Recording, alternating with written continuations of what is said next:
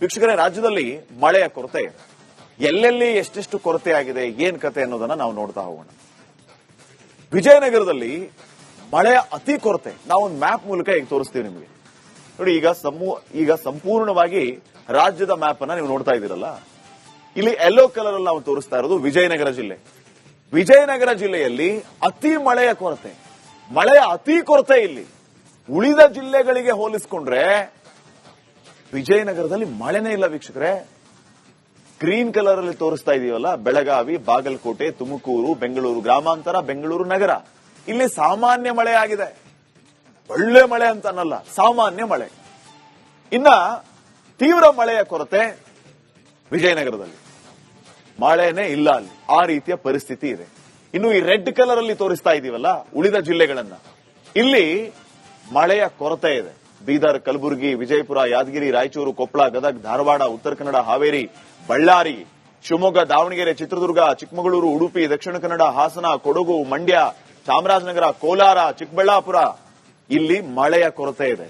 ವಿಜಯನಗರ ಜಿಲ್ಲೆಯಲ್ಲಿ ಅತಿ ಮಳೆಯ ಕೊರತೆ, ಮಳೆನೇ ಇಲ್ಲ. ಬೆಳಗಾವಿ, ಬಾಗಲಕೋಟೆ, ತುಮಕೂರು, ಬೆಂಗಳೂರು ಗ್ರಾಮಾಂತರ, ಬೆಂಗಳೂರು ನಗರದಲ್ಲಿ ಸಾಮಾನ್ಯ ಮಳೆಯಾಗಿದೆ. ಇದು ಸದ್ಯಕ್ಕಿನ ರಾಜ್ಯದ ಚಿತ್ರಣ ವೀಕ್ಷಕರೇ. ಇದು ರಾಜ್ಯದ ಚಿತ್ರಣ ನಿಮ್ಮ ಮುಂದೆ ಇಡ್ತಾ ಇರೋದು. ಈ ರೀತಿಯ ಪರಿಸ್ಥಿತಿ ಇದೆ. ಇಂತಹ ಸಂದರ್ಭದಲ್ಲಿ ಸರ್ಕಾರ ಏನ್ ಮಾಡಬೇಕು ಅನ್ನುವಂತ ಪ್ರಶ್ನೆ ಇದೆ. ಈ ಬಗ್ಗೆ ನಾವು ನೋಡ್ತಾ ಹೋಗೋಣ. ಇನ್ನು ನೆಕ್ಸ್ಟ್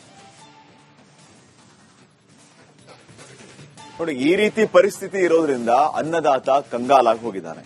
ಕಳೆದ ವರ್ಷ ಕಂಪೇರ್ ಮಾಡೋಣ ನಾವು. ಲಾಸ್ಟ್ ವರ್ಷ ಈ ಒಂದು ಹೊತ್ತಿಗೆ ಹೋಲಿಸಿಕೊಂಡರೆ ಬಿತ್ತನೆ ಎಷ್ಟಾಗಿತ್ತು, ಮಳೆ ಎಷ್ಟಾಗಿತ್ತು, ಎಷ್ಟು ಹೆಕ್ಟೇರ್ ಪ್ರದೇಶವನ್ನ ಬಿತ್ತಲಾಗಿತ್ತು, ಇವೆಲ್ಲವನ್ನ ನೋಡ್ತಾ ಹೋದ್ರೆ ಕಳೆದ ವರ್ಷ ಬಿತ್ತನೆ ಕೆಲಸ ಆಗಿದ್ದು ಈ ಜೂನ್ ಅಂತ್ಯಕ್ಕೆ ವೀಕ್ಷಕರು 90%, 90% ಅಷ್ಟು ಹೋದ ವರ್ಷ ಈ ಹೊತ್ತಿಗೆ ಬಿತ್ತನೆ ಆಗ್ಬಿಟ್ಟಿತ್ತು.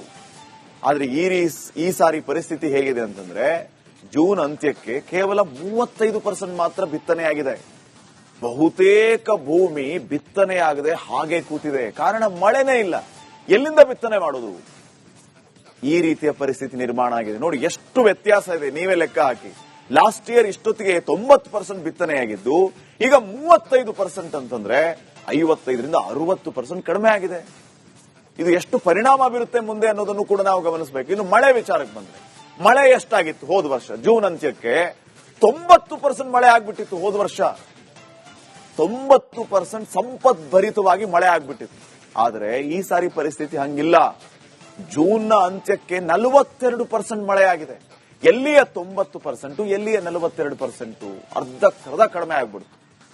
ಇನ್ನು ಎಷ್ಟು ಭೂಪ್ರದೇಶ ಬಿತ್ತನೆ ಆಗಿತ್ತು ಕಳೆದ ವರ್ಷ ನಾವು ನೋಡಿದ್ರೆ ಬರೋಬ್ಬರಿ 84 ಲಕ್ಷ ಹೆಕ್ಟೇರ್ ಬಿತ್ತನೆ ಆಗ್ಬಿಟ್ಟಿತ್ತು ಈ ಸಮಯಕ್ಕೆ ಹೋದ ವರ್ಷ.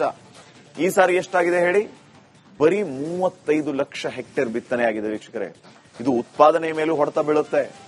ಎಲ್ಲಿಯ 85 ಲಕ್ಷ, ಎಲ್ಲಿಯ 35 ಲಕ್ಷ, 50% ಕಡಿಮೆ ಆಯಿತು. 50 ಲಕ್ಷ ಹೆಕ್ಟೇರ್ ಬಿತ್ತನೆ ಆಗೇ ಇಲ್ಲ. ಅಲ್ಲಿಗೆ ಉತ್ಪಾದನೆ ಮೇಲೆ ಭಾರಿ ಸಮಸ್ಯೆ ಆಗುತ್ತೆ. ಇದನ್ನ ಹೆಂಗ್ ಮ್ಯಾನೇಜ್ ಮಾಡೋದು? ಎಲ್ಲವೂ ಕೂಡ ಪ್ರಶ್ನೆ. ಈ ರೀತಿ ಲಾಸ್ಟ್ ಇಯರ್ ಕಂಪ್ಯಾರಿಸನ್ ನಾವು ನೋಡಿದ್ರೆ